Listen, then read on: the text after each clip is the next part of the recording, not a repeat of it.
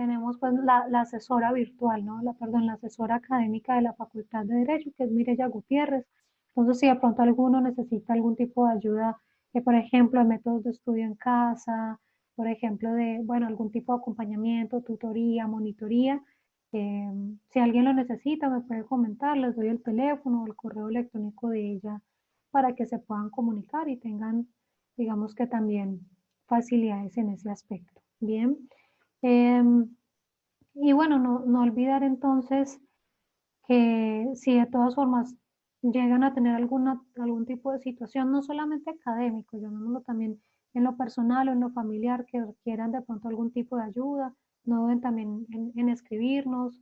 De pronto aquí en clase es mucho más complejo, de pronto porque no se quiere que sea algo público, pero si necesitan algún tipo de asistencia, muchachos, no deben en escribir, comunicarse para que también podamos ver qué se puede hacer, qué se puede gestionar. Bien.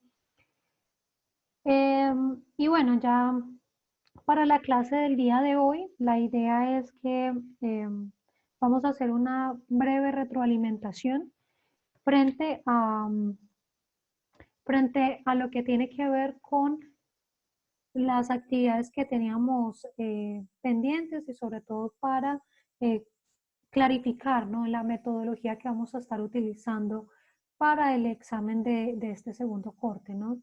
Entonces, quería preguntarles inicialmente si ya han programado, si ya tienen programado los parciales del segundo corte o todavía están en el proceso.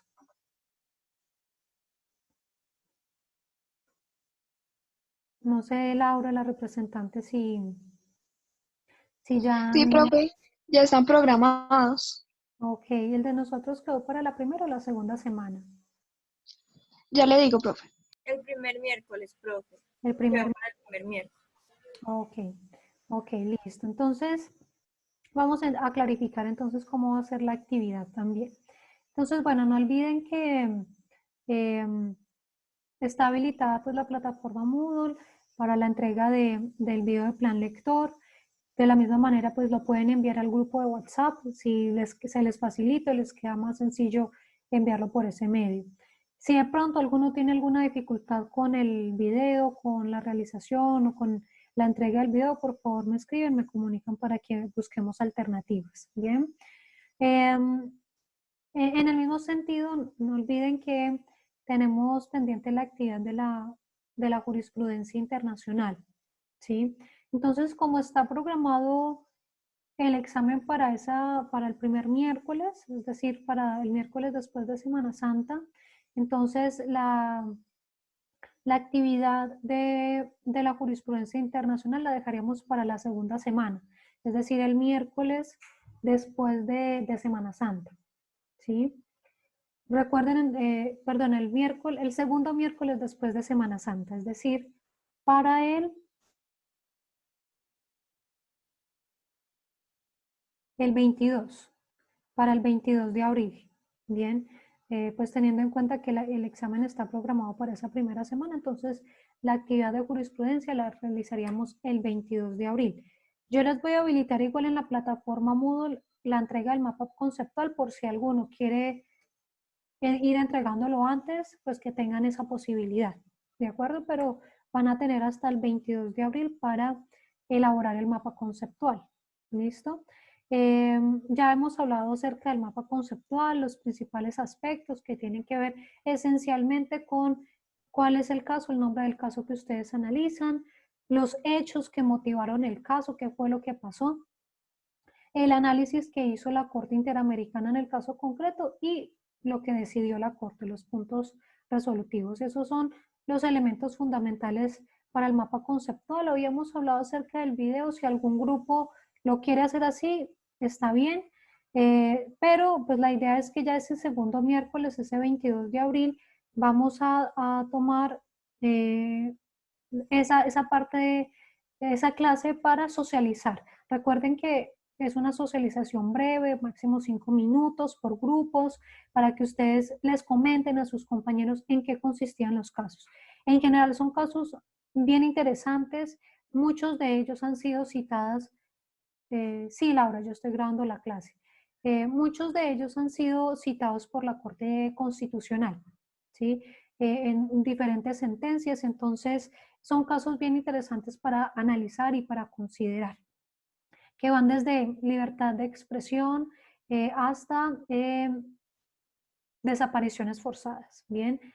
Entonces, sí, Laura, la actividad entonces de jurisprudencia internacional la vamos a dejar para el 22 de abril, entonces va a estar habilitada en la plataforma Moodle la entrega del mapa conceptual hasta el 22 de abril, de manera que los que lo quieran entregar antes lo puedan hacer, pero porque algunos me han dicho que ya han adelantado parte del mapa, entonces si lo quieren entregar antes no hay problema, pero tendrán hasta el 22 de abril para hacer la actividad. Bien. Y bueno, entonces sí, porque habíamos hablado que iba a ser el mapa y el video, pero entonces teniendo en cuenta también que algunos tienen dificultades para hacer un video un poco más extenso, entonces lo que haríamos es que en la clase a través de esta vía Zoom, pues los diferentes grupos realizarían la sustentación o la socialización, más que sustentación, la socialización de su caso para que podamos compartir qué es lo que ha pasado en materia de derechos humanos a nivel de Latinoamérica, que eso es básicamente lo que nos indican estas sentencias. ¿Qué es lo que ha pasado en materia de derechos humanos en Latinoamérica? Pues son casos que definitivamente llaman la atención justamente por eso, porque podemos ver que hay realidades que a veces no creemos que pasen a nivel Latinoamérica y que nos vamos dando cuenta de que las problemáticas que hoy en día vemos no son nuevas, sino que vienen también de tiempo atrás. Y otros aspectos que a veces no creemos que sean relacionados con derechos humanos, pero que en estas sentencias se hace ese análisis, ¿bien? Entonces, esa sería pues la instrucción. El grupo que diga, no, yo me siento más cómodo grabando el video con mis compañeros y enviándolo, bueno, lo pueden hacer si así lo prefieren, pero en general, pues vamos, los que crean que no se les facilita lo del video, entonces se lo vamos a socializar en la clase del 22 de abril. Bien. No sé si hay alguna pregunta en relación con la jurisprudencia, muchachos.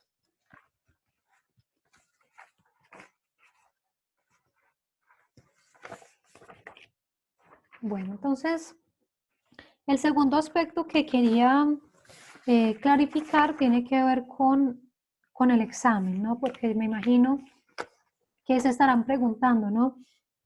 ¿Cuál va a ser la metodología que vamos a estar empleando para este segundo corte? Aunque yo ya se los había anticipado en clases anteriores.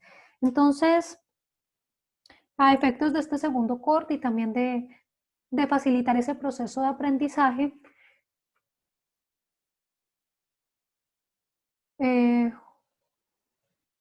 Julián, Julián nos pregunta que cómo se grabaría el video. Bueno, Julián, lo que les decía, yo sé que a algunos se les dificulta. Lo que han hecho algunos, no en este semestre, en otros, es que cada uno graba su parte del video o hacen una reunión vía Zoom y graban la sesión, ¿no? Pero como sé que es complejo para algunos, como acabo de decirlo, el video va a ser el plan B únicamente para los que quieran hacerlo así y se les facilite. Reitero, la actividad en sí misma la vamos a hacer el 22 de abril vía Zoom, este medio. Cada uno irá haciendo la socialización, es decir, no es obligatoria la realización del video. Únicamente los que prefieran, quieren y se les facilite realizarlo de esa manera.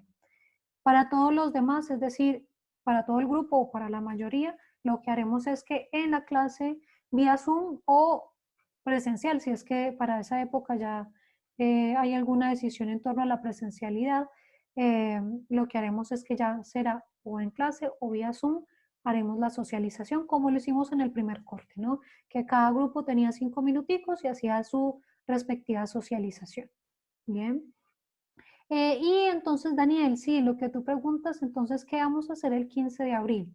Sí, vamos a retomar una parte, en un punto de la clase, sí, pero también vamos a estar haciendo un taller, sí, es decir, el examen que según me indican quedó para el primer miércoles, es decir, para el 15 de abril, vamos a estar haciendo un taller en lugar de, digamos que el examen clásico de ABCD vía plataforma Moodle, no lo vamos a hacer de esa manera porque igual yo sé que hay algunos que tienen dificultades ingresando a plataforma Moodle o que de pronto nunca han hecho un examen digital a través de la plataforma Moodle. Entonces, para evitar ese tipo de inconvenientes y facilitar un poco más, lo que vamos a hacer es un taller. Bien, vamos a hacer un tallercito. Yo les había anticipado cómo iba a ser parte de ese taller, que lo que vamos a hacer es que les voy a dar un caso concreto para que a partir de ese caso concreto redacten una denuncia ante uno de los comités de la ONU, ¿sí? Eso les explicaré cada parte del taller ese día, pero desde ahora pues ténganlo claro, les voy a dar un, un caso concreto para que ustedes, va a ser obviamente un taller muy de argumentación, ¿no?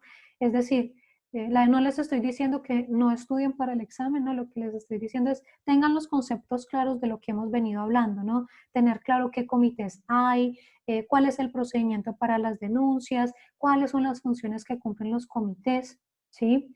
Eh, para la realización de ese taller, sí, Daniel, van a tener todo el día, ¿sí? Es decir, van a tener 24 horas para la realización de ese taller, que se los explicaré a detalle el 15 de abril, y van a tener habilitada en la plataforma Moodle hasta el día siguiente para hacer la entrega correspondiente del taller. Ese taller lo van a realizar en sus grupos de trabajo. Bien, es decir, en principio no es una actividad individual, en principio va a ser una actividad en grupo. Yo sé que algunos grupos eran individuales, entonces, bueno, está a voluntad de ustedes si se quieren anexar a otro grupo o si prefieren hacer el taller de manera individual, ¿sí? Entonces, clarificando.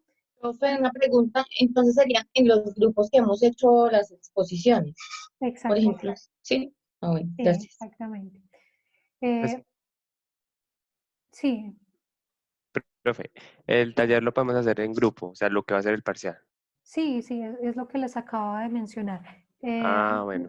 Reitero, ¿no? Entonces, la actividad va a ser en grupos, en los grupos de trabajo, que si alguno dice, bueno, quiero un grupo distinto y se reorganizan, no hay inconveniente. En si quieren reorganizar el grupo de trabajo, etcétera, eso ustedes lo pueden ir dialogando, pero van a ser en grupos de trabajo, ¿bien? Que yo asumo que inicialmente que pues va a ser en los grupos de trabajo que ya han venido trabajando, ¿no?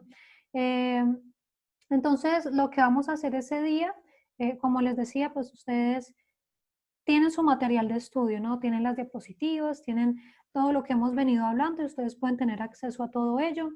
Eh, realmente el taller no es para que copien y peguen las diapositivas, ¿no? Es un taller argumentativo, ¿no? Entonces la idea es que parte de ese taller lo que va a hacer es que ustedes redacten la denuncia ante el comité, es decir, yo les doy un caso concreto y de ese caso concreto se derivan una serie de elementos o de preguntas, entre ellos elaborar la denuncia, entonces pues hay que repasar, ¿no? Repasar cuáles son las partes de la denuncia, tener claro cuál es el procedimiento de denuncia.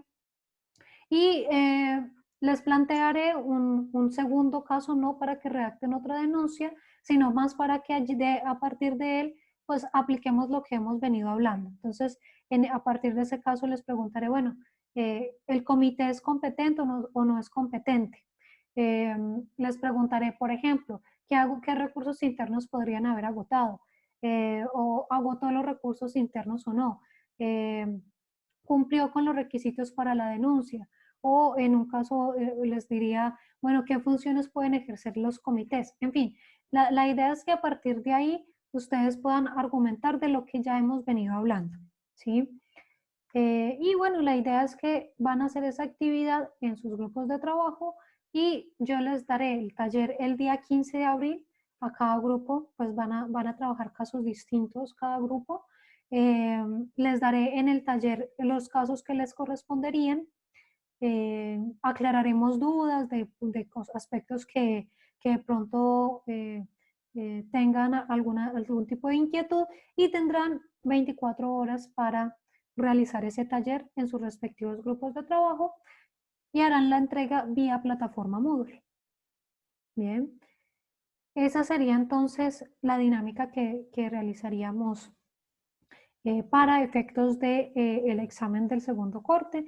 Digamos que recuerden que el parcial del segundo corte igual está dividido en porcentajes, que eso de todas formas les ayuda, ¿no? A computar las distintas notas. Recuerden, el parcial es el 70%, el 15% es la actividad de la jurisprudencia y el otro porcentaje sería la actividad de plan lector, que es la que han estado remitiendo en el transcurso de esta semana. Bien. ¿Hay alguna pregunta, muchachos, hasta este punto? No, profe. Ok. Bueno, entonces esa sería la dinámica en lo que nos resta de este corte. Quería entonces, si ya no hay más preguntas al respecto, de todas formas, si hay alguna inquietud me pueden escribir sin inconveniente al WhatsApp. Quería entonces que finalizáramos el día de hoy lo que tiene que ver con el sistema universal de protección de los derechos humanos. Y por lo mismo, bueno, si ustedes recuerdan, en la clase pasada estuvimos hablando respecto a al procedimiento de denuncias o a la función que cumplen los comités frente a las denuncias y estuvimos hablando del procedimiento que se surte por parte del comité a la hora de conocer de una denuncia. Bien, no sé si hay hasta este punto que llegamos hace 8 días, sí, que alcanzamos a hablar de qué pasa después de la decisión del comité, si hay alguna pregunta.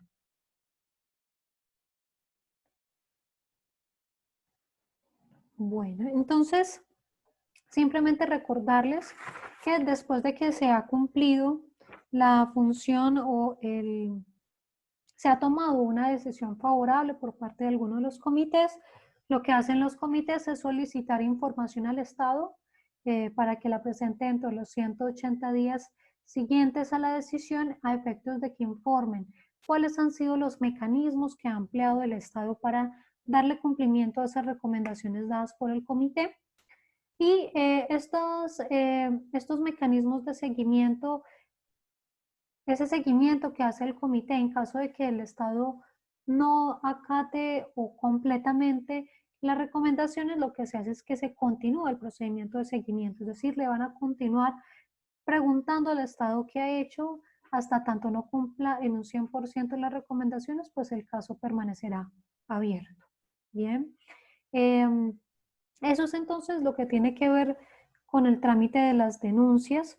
Quería, antes de continuar, ya que hemos hablado acerca de las de la función de observaciones finales y del procedimiento de denuncias, que algunos de los grupos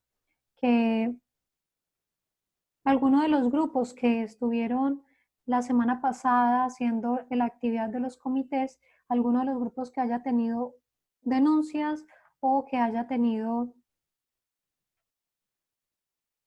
observaciones finales, nos comentará brevemente en qué consistió el documento que leyeron, ¿no? Que habrán visto, pues en general los documentos eran breves, algunos de 3, 4 páginas, otros de 10 páginas aproximadamente, pero para que nos comentaran brevemente, para que los compañeros escuchen la forma en la que los comités ejercen esa función.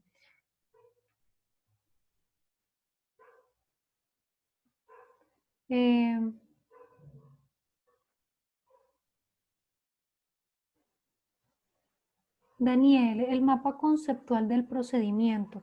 No, recuerda, Daniel, que no hay mapa conceptual del procedimiento, ¿no? Ok, tú me estás hablando de las diapositivas que vimos la semana pasada sobre el procedimiento. Ok, ya las retroalimentamos, Daniel. Ya hacemos una retroalimentación. En tanto hacemos la retroalimentación, los invito a que revisen brevemente, ¿no? En qué consistía el caso que ustedes estaban trabajando. Porque, bueno, ocurrió en el otro grupo que les pregunté, por decir algo aquí, el grupo de Laura, en qué consistía el tema de tu denuncia contra Luxemburgo y no se acordaban de qué era, ¿no? Entonces, para que brevemente, porque les voy a ir preguntando, no a modo de nota ni nada de esto, sino simplemente a modo de socialización, brevemente en qué consistía el caso, ¿no? Que ustedes estuvieron trabajando, entonces para que revisen los documentos que ustedes presentaron, muy sucintamente en un minutico, que nos cuenten, bueno, no solamente las observaciones finales, sino que vamos a ir hablando de las diferentes funciones para que de la misma manera miremos los documentos, entonces invitarles a que recuerden rápidamente. Ok, Oscar, no hay problema, dale. Entonces, listo, esa sería la invitación en estos minuticos para que revisen rápidamente sus documentos, en tanto vamos haciendo la retroalimentación que nos ha solicitado Daniel. Entonces, Daniel, recordemos rápidamente que cuando hablamos del procedimiento de denuncias, decíamos, hay 3 partes fundamentales que se surtan dentro de este procedimiento.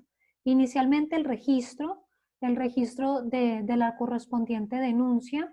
Posteriormente, cuando ya se ha hecho el registro y es viable, se realiza una fase de admisibilidad en donde se revisan requisitos formales, ¿sí? Que recordemos, esos requisitos formales los hablamos, que tienen que ver prácticamente con el contenido de la denuncia, ¿no? Que haya una afectación real y directa, que se hayan agotado recursos internos, que esté suficientemente fundamentada la denuncia, que no sea una denuncia respecto a alguna reserva que haya hecho un Estado, en fin, que se cumplan con todos esos requisitos formales. Así que si alguno tiene duda, me pueden preguntar. Esto lo hablamos hace 8 días, ¿no? Que si ustedes pueden ver, todos esos requisitos formales tienen que ver con el contenido de la denuncia, que esté lo que tiene que estar en la denuncia. Y en la fase de fondo, que es la tercera fase, decíamos, se hace un examen de lo sustancial, es decir, de si hay o no hay violación a los derechos. Esa es la fase de fondo, entrar a mirar si hay o no hay violación de los derechos conforme a las disposiciones que están contenidas o de acuerdo con la denuncia que realiza la persona. Entonces decíamos que esas 3 fases, esas 3 grandes fases, se ven inmersas en un procedimiento, ¿no? Es decir, el procedimiento más detallado, ¿cuál es? La primera es que se recibe una comunicación individual, lo que es lógico, es decir, el comité recibe la denuncia.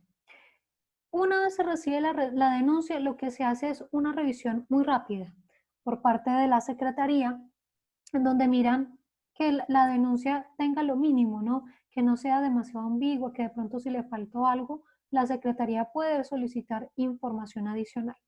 Si la denuncia está completa, si la denuncia cumple con los requisitos que ya hemos hablado, entonces se cumplen, lo que se hace es que la comunicación se registra. ¿Qué significa que se registra? Sería lo que a nivel interno decimos, le dan un radicado y se sube al sistema. Eso sería básicamente, ¿no? Que se registra la petición y queda dentro del sistema ya registrado, ¿no? Si no se cumplen, pues obviamente la comunicación no se registra y por lo mismo pues se archivará la correspondiente denuncia. Y hasta aquí llegaría ese trámite, ¿no? Entonces, hasta aquí sería un trámite que finalizaría. Ahora vamos a ver qué pasa aquí cuando realmente, ¿sí? Si ustedes ven, la comunicación no se registra y no hay nada más, ¿no?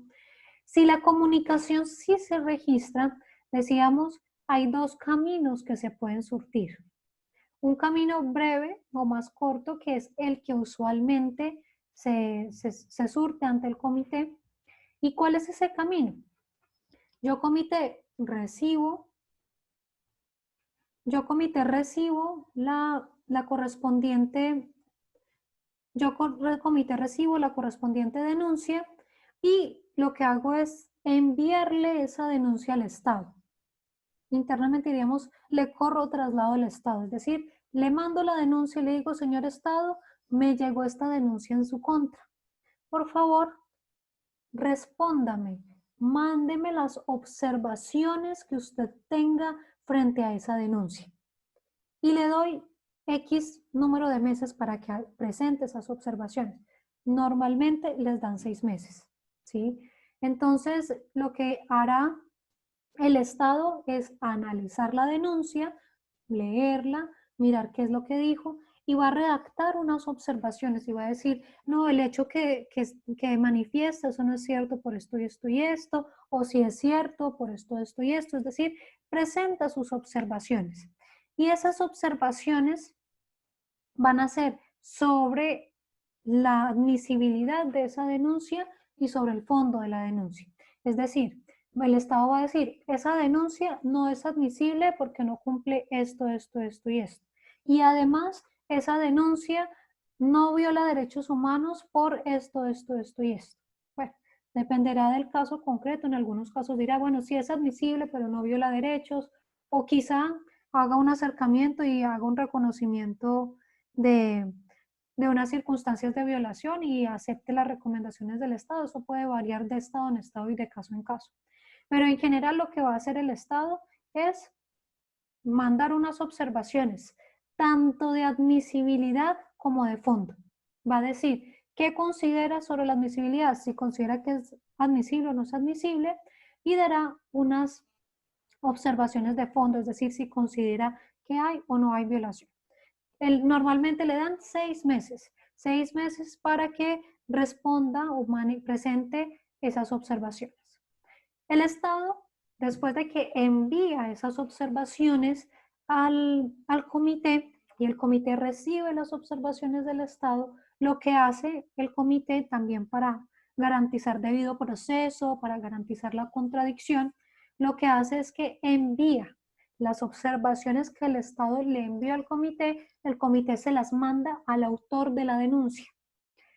Y el autor de la denuncia presentará sus observaciones sobre lo que dijo el Estado. Bien. Ese es el trámite usual, ¿sí? El Estado presenta sus observaciones de admisibilidad y de fondo y luego lo que el Estado haya dicho se le manifiesta o se le indica al autor de la denuncia para que presente sus observaciones. Si una vez el Estado ha presentado sus observaciones y el autor también ha presentado sus observaciones, lo que va a hacer el comité es que va a tomar una decisión tanto de la admisibilidad como del fondo de la denuncia. ¿Sí? ¿Con base en qué? Con base en la denuncia, las pruebas que allí se presentaron, las observaciones del Estado y las observaciones del autor de la denuncia respecto a las observaciones del Estado. ¿Sí? ¿Cuánto tiempo le dan al autor? Nos pregunta Juliana. Juliana, normalmente le dan un poquito menos de tiempo. Normalmente le dan de 3 a 4 meses para que presente esas observaciones. Bien. Entonces, decíamos, el comité va a tomar una decisión tanto de admisibilidad como de fondo. Bien, ¿y qué va a hacer en ese caso? Va a decir primero si es admisible o no. El comité no puede decidir de fondo sin antes haberse pronunciado sobre la admisibilidad. Entonces, ¿qué va a hacer el comité? El comité primero va a decir si es admisible o es inadmisible la denuncia. Si dice que es inadmisible, por supuesto, hasta ahí va a llegar el trámite. Bien. Pero si dice que es admisible y dará sus argumentos al respecto, posteriormente en la misma decisión se pronunciará sobre si hubo o no hubo violación a los derechos humanos. Si no hubo violación, hasta ahí llega el caso. Pero si es declarado admisible y además que sí hubo violación a los derechos humanos, lo que hará posteriormente es el mecanismo de seguimiento que ya veníamos hablando, es decir, que le pedirá al Estado que le informe dentro de los 180 días siguientes qué medidas ha implementado para darle cumplimiento a las recomendaciones del comité y continuará haciendo seguimiento hasta tanto no se cumplan las recomendaciones que se hayan realizado.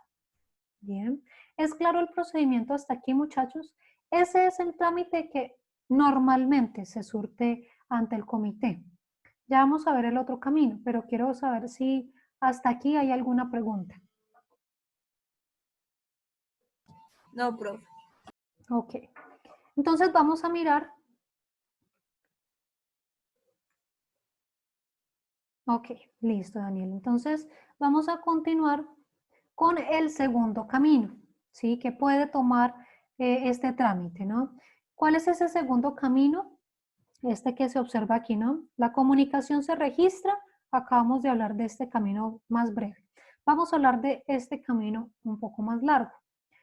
Una vez la comunicación se ha registrado, nuevamente el comité le corre traslado al Estado para que presente sus observaciones y le pide las observaciones tanto de admisibilidad como de fondo. Pero puede ocurrir que el Estado diga, no, es que esta denuncia es abiertamente improcedente, no debe ser admisible. Supongamos porque, por ejemplo, recae en una reserva que el Estado hizo frente al tratado, por ejemplo. Entonces, ¿cuál es la opción que se le da al Estado?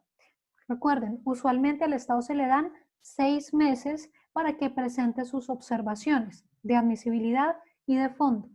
Entonces, si el Estado dice, no, yo considero que debería hacerse un análisis de la admisibilidad inicialmente, sin el fondo, solo la admisibilidad, lo que puede hacer es que en los 2 primeros meses en el que le corrieron traslado, es decir, los 2 primeros meses dentro de los 6 meses que le dan de plazo, presenta observaciones únicamente sobre la admisibilidad de la denuncia, ¿sí?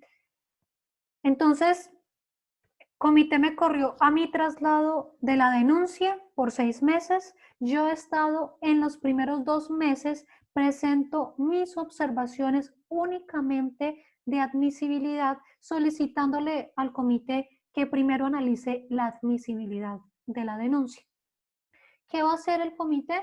El comité recibe esas observaciones sobre la admisibilidad y le va a pedir al autor que presente sus observaciones sobre la admisibilidad de la denuncia, teniendo en cuenta lo que está manifestando el Estado. Bien. Entonces, el autor presentará sus correspondientes observaciones y a partir de allí, lo que va a hacer el comité es entrar a analizar si se para o no el estudio de la admisibilidad respecto de el estudio de fondo, porque el comité puede considerar que el Estado está equivocado y no es necesario estudiar la admisibilidad primero. Entonces, el comité hace ese estudio y puede decir no, no es necesario que hagamos un análisis separado del fondo y de la admisibilidad. Si el comité decide eso, lo que le va a decir es, señor Estado, presénteme ahora sus observaciones de fondo, porque no voy a separar el estudio de admisibilidad con el de fondo, no, voy a estudiar las dos cosas juntas. Entonces, como usted ya dio sus observaciones sobre la admisibilidad, por favor, envíeme sus observaciones sobre el fondo del caso. Una vez el Estado ha presentado sus observaciones de fondo, se le comunicará al autor para que presente también sus observaciones de fondo, ¿sí?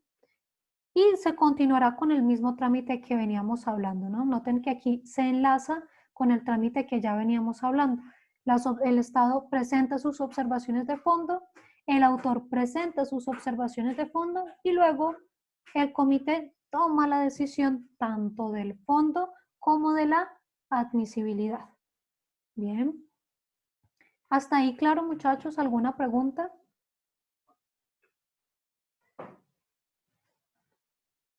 Entonces recuerden, aquí estamos hablando de que el Estado quería solicitar que el comité se pronunciara de forma independiente sobre la admisibilidad y luego decidiera sobre el fondo.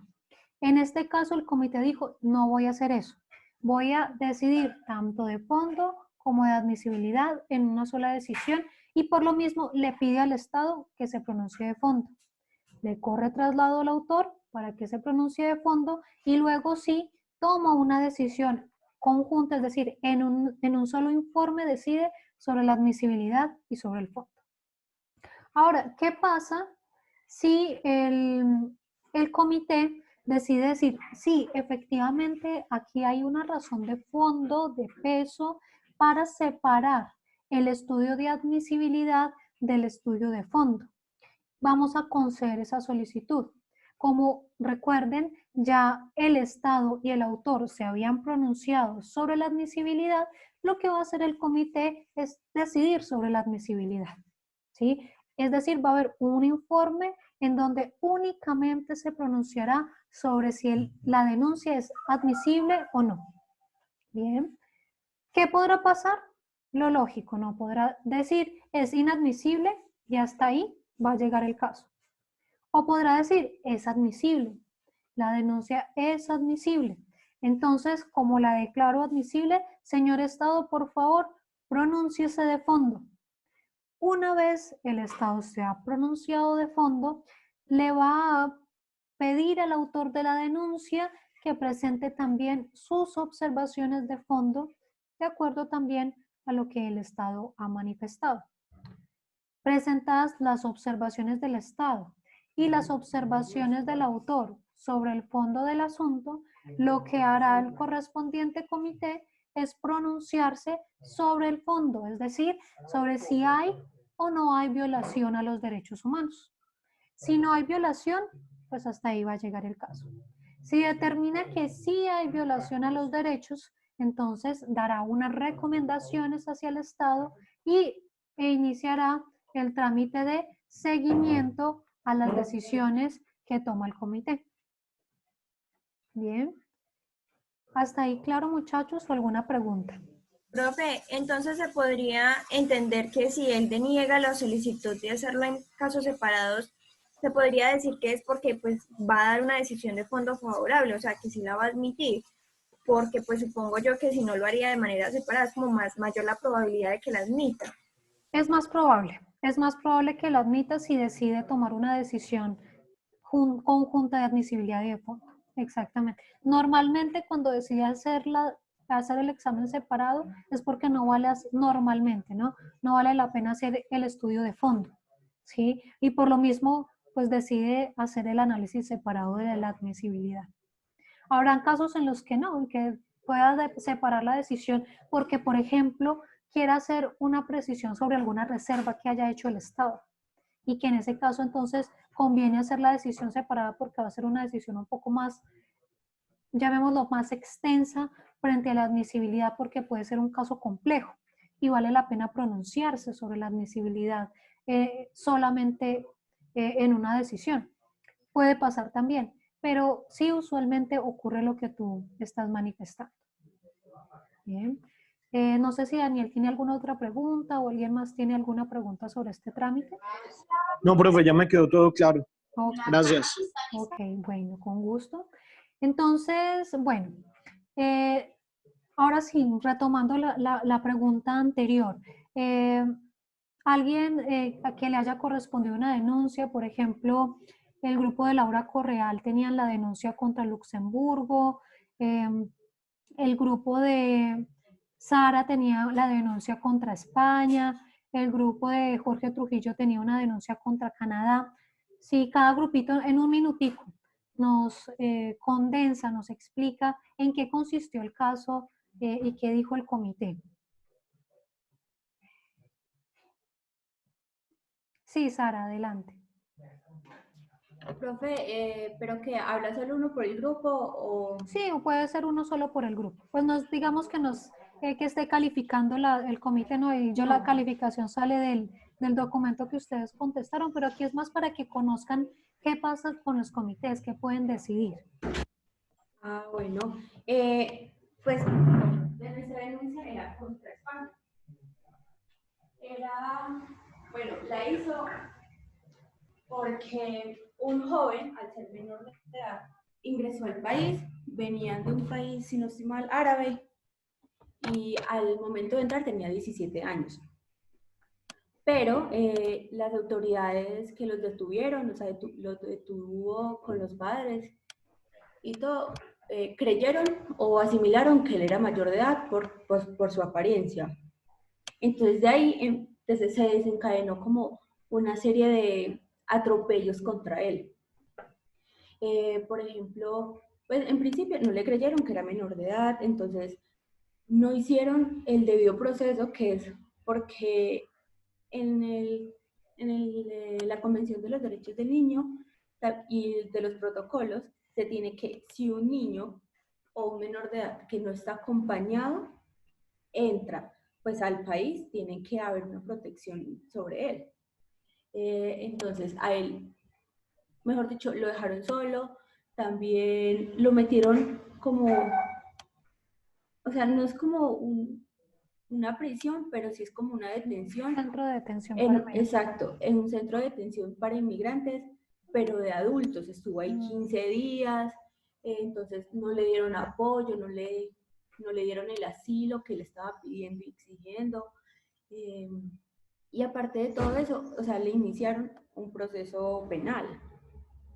Y en ese proceso penal, simplemente el fiscal, como quien dice, se enfrascó en que él era mayor de edad, entonces, y el menor, a él ya le habían mandado sus documentos, o sea, su registro de nacimiento, o sea, todos esos documentos que acreditaban como tal su minoría de edad. Pero aún así, tanto el fiscal, tanto como el juez pues penal, no les creyeron, no le creyó eso. Entonces, ellos mismos dictaminaron la mayoría de edad, como quien dice, sí, fue como un auto, entonces, y eso por un lado.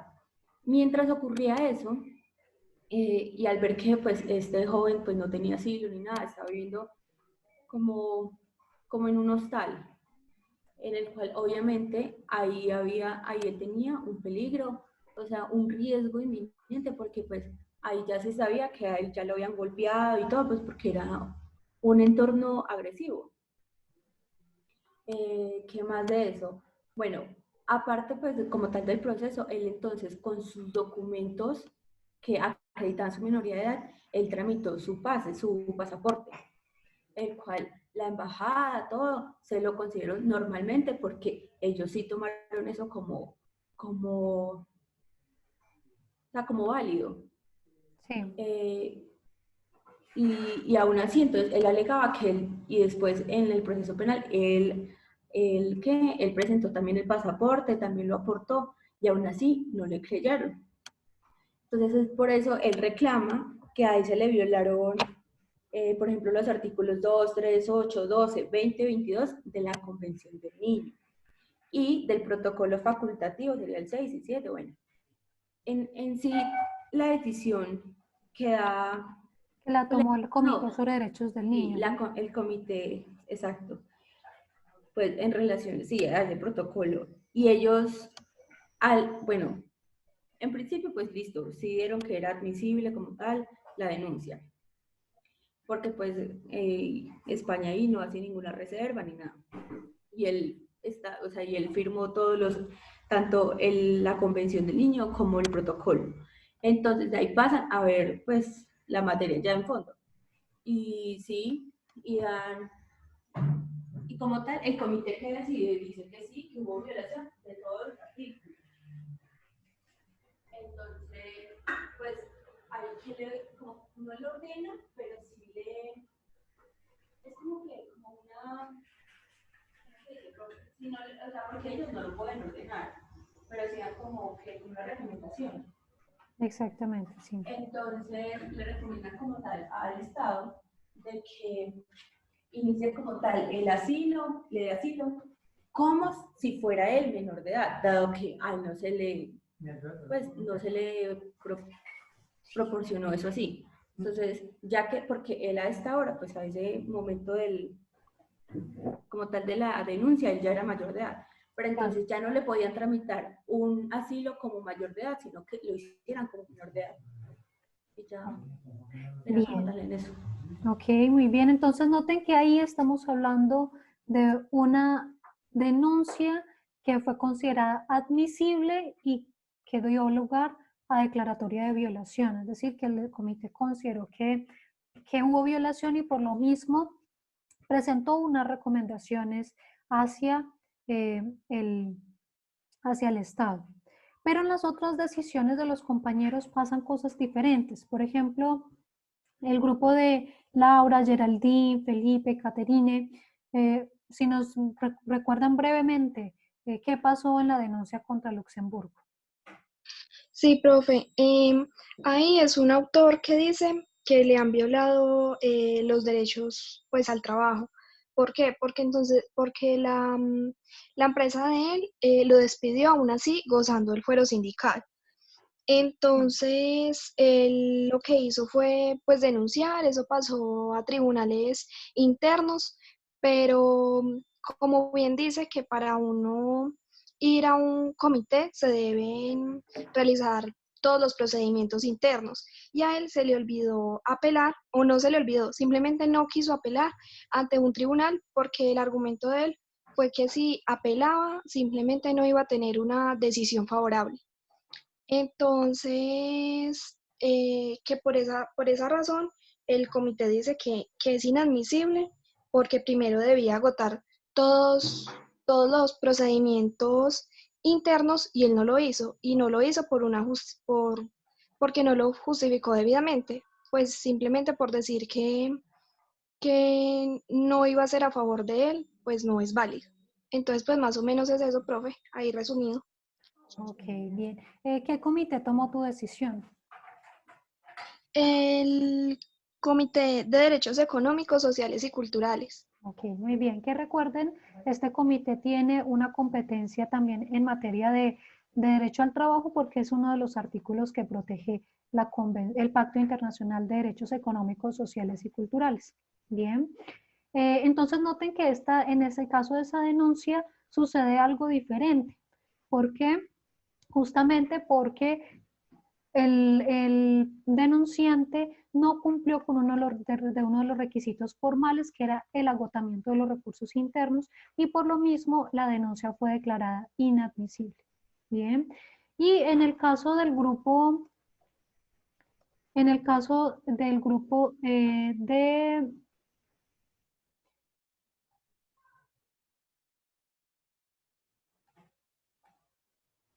de Sebastián Pulesio, Jorge Trujillo y Mateo Alvarino tenían una denuncia presentada contra Canadá. Si alguno de ellos nos socializa así también brevemente qué pasó en esa denuncia.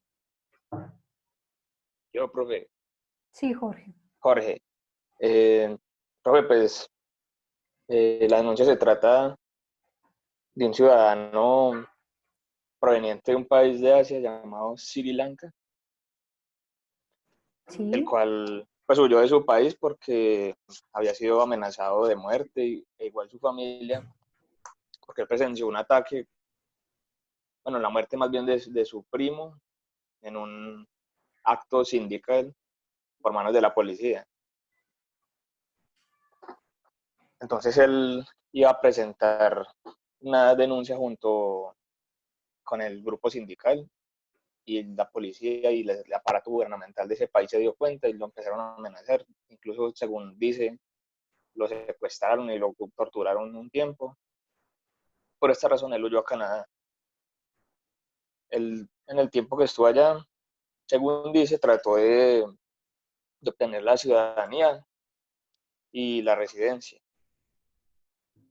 Pero, pues, según los trámites que se agotaron, los recursos, no se la otorgaron porque, según eso, él nunca aportó las pruebas suficientes para obtener dicho derecho en ese país.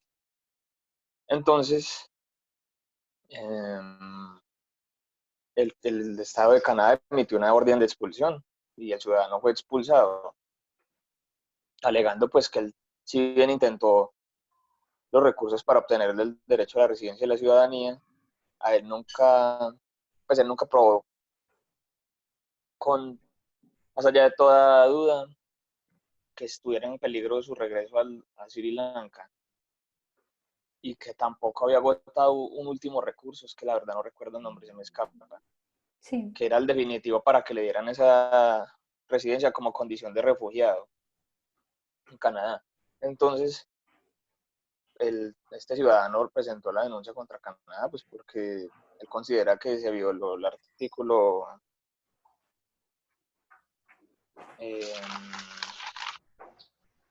6 y el 7 del Pacto de Derechos Civiles y Políticos, pues porque la expulsión ponía en peligro su vida porque no se le concedió el derecho a residir en ese país. Ok, bien. ¿Recuerdas qué comité tomó la decisión? Sí, señora, el comité es el Comité de los Derechos Humanos. Exactamente, que es el comité que, recuerden, fue creado a partir del Pacto Internacional de Derechos Civiles y Políticos. Ajá. Sí, ese con un protocolo facultativo. Exactamente. Y pues la decisión que toma, o el documento que profieren, fue como una observación en la cual decían que, pues que si bien la denuncia estaba bien fundamentada, no podían tener toda certeza de que pues, estuvieran violando los derechos de este ciudadano por emitir la orden de expulsión al volver a su país. Exactamente. Bien, entonces lo que ocurre, noten tres caminos distintos que toman los comités, ¿no? Porque en este caso la denuncia fue considerada admisible, pero se decidió por parte del comité que no había violación por parte de Canadá, principalmente porque el ciudadano hacía afirmaciones, pero no presentaba pruebas. Y eso pues genera un impedimento al comité de poder considerar que todo lo que está diciendo es cierto. Bien. Bueno, muchas gracias a los compañeros que han socializado esta parte. Quisiera preguntarles también a los compañeros que tienen observaciones de fondo, que tenían observaciones finales, si nos socializan también rápidamente lo que ustedes encontraron. Por ejemplo, en el caso del grupo de Laura Melisa, Valentina, Manuela y Juliana, tenían las observaciones finales del comité de la CEDAW respecto de Colombia, y en el caso del grupo de Jessica, Alexis, Heidi y César, tenían las observaciones finales sobre Japón. Y el grupo de Caterine, Santiago, Tania y Estefanía tenían unas observaciones finales sobre Colombia realizadas por el comité de desaparición forzada. Entonces, si los grupos también en un minutico nos indican muy brevemente qué encontraron en sus respectivos documentos, ¿no? Recordándoles que noten que los compañeros nos estaban hablando de decisiones que tomaron los comités, es decir, de los dictámenes que fueron aprobados por los diferentes comités frente a casos concretos, que se derivan, por supuesto, de la función de conocer de denuncias. Lo que nos van a comentar los compañeros a continuación, y que justo era uno de los puntos del tallercito que tenían de la semana pasada, era con base en qué función tomaban esas decisiones los comités, ¿no? Que en el caso de las observaciones finales se derivan de qué función. ¿Quién recuerda?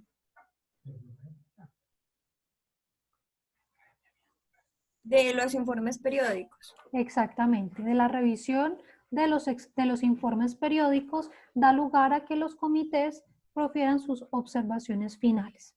Entonces, no sé si empezar por el grupo de Laura Melisa Ramos, si nos comentan muy a grandes rasgos qué encontraron en el informe que presentó la CEDAW.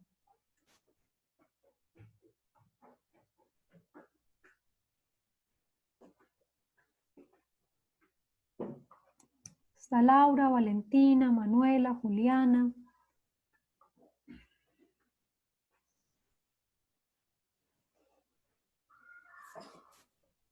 Profe, si quiere yo voy diciendo el mío. Ok, adelante, Estefanía. Soy con Santiago, Tania y Caterineta Borda. El de nosotros era el Comité de Desaparición Forzada y lo tomaba de acuerdo, eran unas observaciones finales de acuerdo a los informes periódicos presentados por Colombia. Sí. Entonces ahí ellos decían que le pedían a Colombia que agilizara la obtención de información, los registros de todos los casos, que mejorara la calificación y la información estadística para que dieran a conocer la magnitud del fenómeno que se estaba viviendo en Colombia. Entonces Colombia argumentaba que había hecho cosas como priorizar las bases de datos que habían permitido que otras entidades contribuyeran a alimentar la RND, que es el Registro Nacional de Desaparecidos, que habían mejorado la clasificación de los datos, aumentando como más casillas para que quien cogiera el caso tuviera más hechos y más acceso a la información. Y que para dar a conocer la magnitud del fenómeno habían creado una página que se llama El Observatorio, por medio del cual todas las personas podían ver el estado de los casos y de los desaparecidos. Eso a grandes rasgos, profe. Ok, muchas gracias. Entonces, sí, efectivamente, si notan del lenguaje que empleó Estefanía, justamente en las observaciones finales se cuenta qué ha hecho el Estado, ¿no? El Estado manifiesta, yo he avanzado así, yo he hecho esto, creé el observatorio, estoy manejando las estadísticas así, y posteriormente, pues el respectivo comité les da unas recomendaciones. Juliana nos dice que, bueno, que no tiene micrófono, pero que le llamó la atención que los estados, que los comités invitan al Estado, ¿no? Que no le dicen, le ordeno que haga esto, sino que lo invitan a que haga eso. Y sí, justamente ese es el lenguaje de las observaciones, porque recuerden, como estamos hablando de recomendaciones, pues las recomendaciones son exhortaciones, invitaciones que hacen los comités para que se realice determinada acción. Nos comenta también, bueno, en el caso del grupo de Juliana, el comité de la CEDAW, recuerden, es el comité contra la discriminación contra la mujer, ¿sí? Y tomaron en ese caso una decisión frente a los informes periódicos que se presentaron al respecto. Nos dice Juliana que Colombia indicó dentro de los elementos a nivel interno que se habían derogado leyes donde se discriminaba a la mujer y que también se habían incluido o que se ha dado la participación de la mujer en cargos de la rama pública. Y nos comenta Juliana, bueno, ya nos va a decir acerca de cuáles fueron las recomendaciones que encontró o que daba el comité. Bien, mientras Juliana nos termina de escribir, porque no tiene micrófono, mientras nos termina de escribir por el chat, el grupo de Jessica, Alexis, Heidi, César, si nos comentan brevemente qué pasó en las observaciones finales en las observaciones finales contra Japón.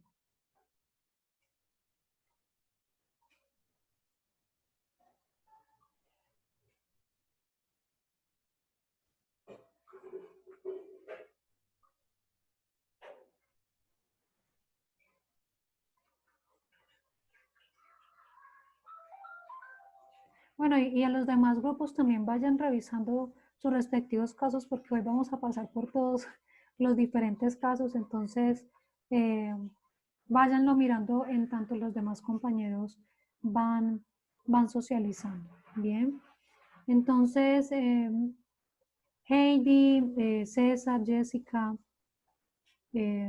Alexis, si nos comentan en un minutico qué pasó en el caso de Japón. Y bueno, Juliana, pues ya para finalizar el tema de la CEDAW, nos dice que el comité le recomendó a Colombia que se accediera a un nuevo, que incluyera en el Censo Nacional estadísticas sobre las mujeres que tienen condiciones más vulnerables y de esa manera poder determinar a partir de esas estadísticas los diferentes progresos y resultados que se han obtenido en el caso de la discriminación contra la mujer. Bien. Y bueno, el grupo de César, de Jessica, ¿tiene algo para comentarnos?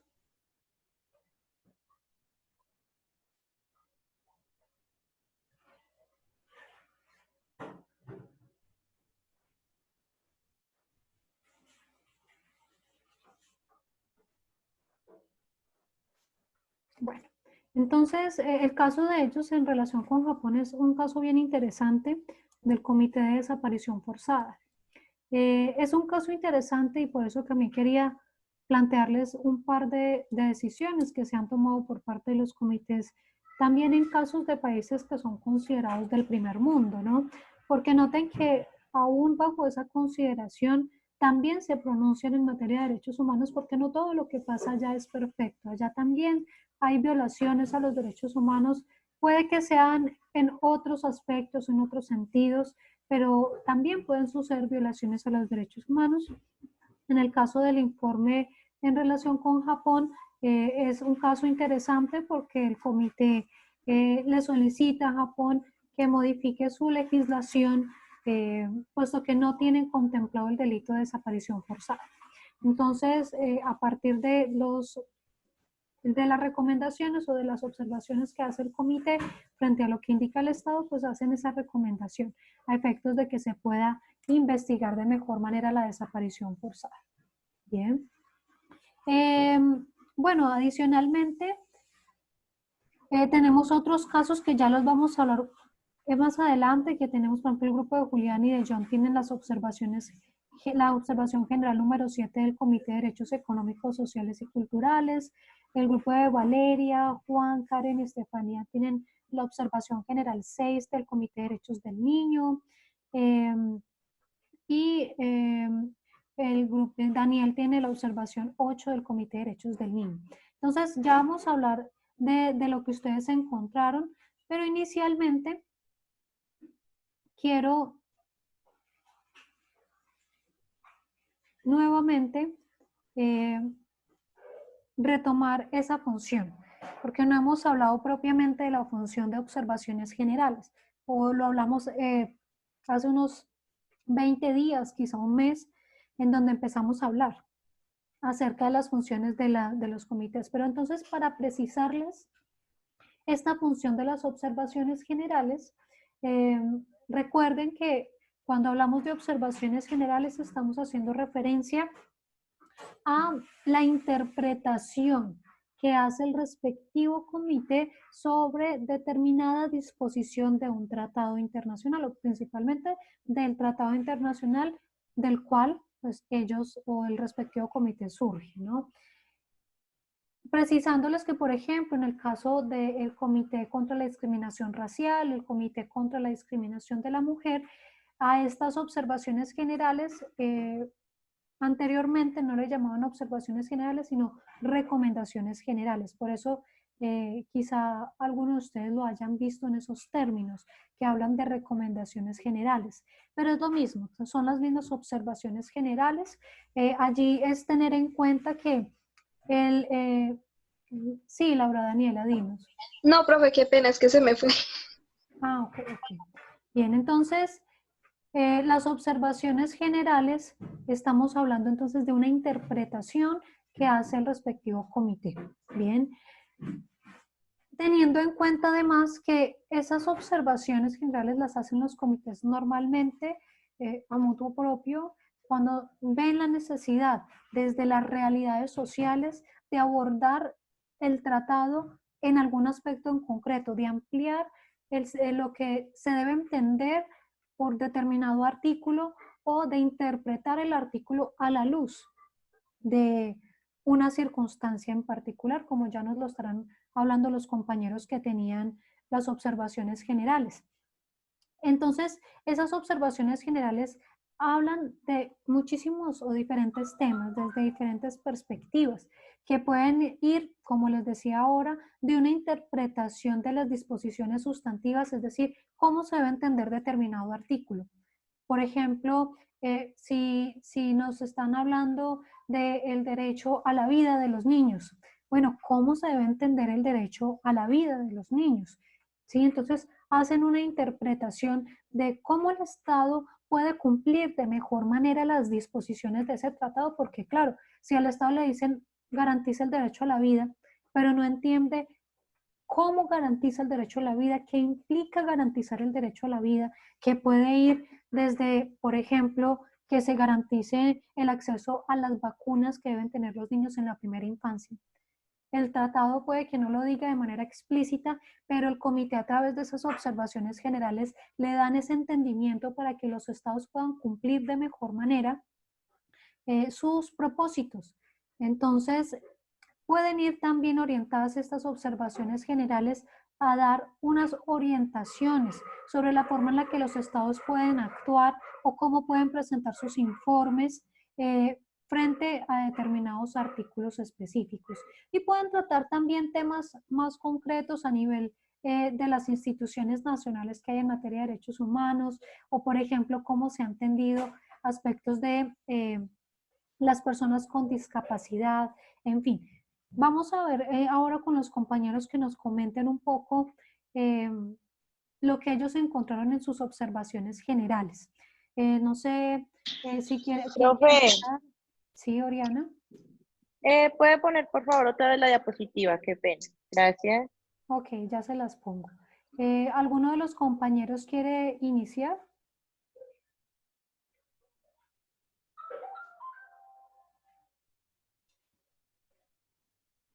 Por ejemplo, yo, Julián, que tienen una observación general, Daniel. Doctora, buenos días, John Fabián Cano. John Fabián, buenos ¿Me días. escucha? Sí, adelante. Sí, sí, te escucho. Bueno, a Julián Díaz y a John Fabián Cano nos correspondió la observación número 7 del Comité de Derechos Económicos.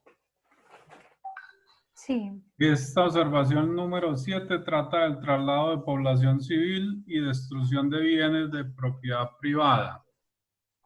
Sí. Y hace énfasis en el desalojo forzoso de las personas. Sí. El informe fue hecho con base en el número de personas expulsadas 5 años atrás. Julián, John, perdona y te interrumpo. Recuerda que ahí ya no estamos hablando de informe, sino de una observación general. Sí, corrijo. Sí. Entonces, la observación que hace el comité fue hecho con base en el número de personas expulsadas 5 años atrás y que actualmente carecían de protección jurídica. Sí. La postura del comité es que los estados partes deben garantizar de un fondo de indemnización para aquellas personas que son afectadas por estos desalojos. Por último, dice que las autoridades deben cumplir con los parámetros legales para estos desalojos y que los estados partes deben de vigilar esta práctica. ¿Por qué? Porque estos desalojos se venían haciendo con arbitrariedad de las autoridades y las personas afectadas no tenían a dónde recurrir.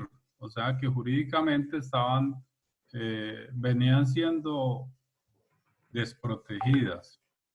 Entonces quedaban aparte de que quedaban a la calle, muchas veces le destruían sus bienes, quedaban en las calles con niños, ancianos, mujeres en estado de gestación, también quedaban desprotegidas de la parte jurídica porque no tenían a dónde acudir a pedir algún tipo de indemnización o simplemente a instaurar su queja. Entonces había todo tipo de arbitrariedades y con base en eso fue hecha esa observación número 7. Okay, prácticamente bien. Es eso de lo que trata esta observación. Ok, muchas gracias, Julián. John. Y el grupo de, bueno, no sé si Daniel nos puedes comentar brevemente lo que tú encontraste en tu observación general. Sí, profe.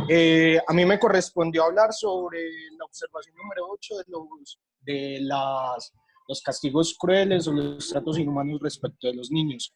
Sí. En este el comité hace una disposición de que todos los estados, desde 1993, el comité adoptó sobre la protección de los niños, que todos los estados han estado en pro de dicha protección y que en virtud de esto el comité ha desarrollado una protección contra los castigos corporales y las formas de castigo cruel, que no solamente dice el texto que se dan en el ámbito familiar, sino que también se dan en el ámbito educativo y en las penas que se le impongan a los menores o en la cárcel, donde los menores van por alguna de estas infracciones.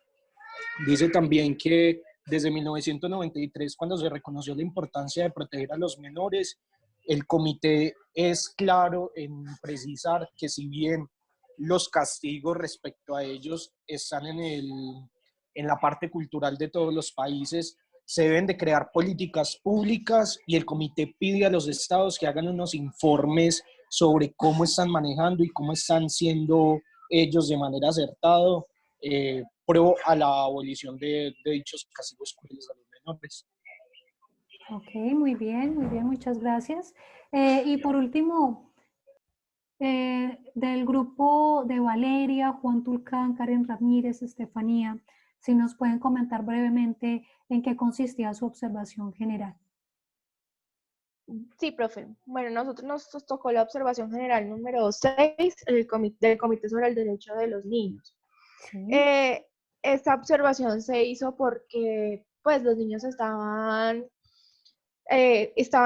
veían como la gran vulnerabilidad de los niños en el sentido de que eran separados de sus familias y aún así no habían sido acompañados.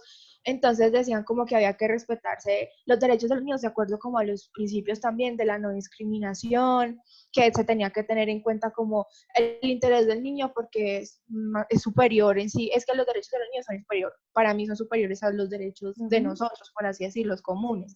Sí, se habla también del principio del interés superior del menor, ¿no? Ajá, exacto. Entonces hablaba también que el comité decidió cosas como hacerle como el estudio a los niños, no solamente como en la edad de ellos, sino también como porque estaban separados de los papás, cómo estaba él en cuanto psicológicamente, y así evaluaban como todos los aspectos de la vulnerabilidad del niño.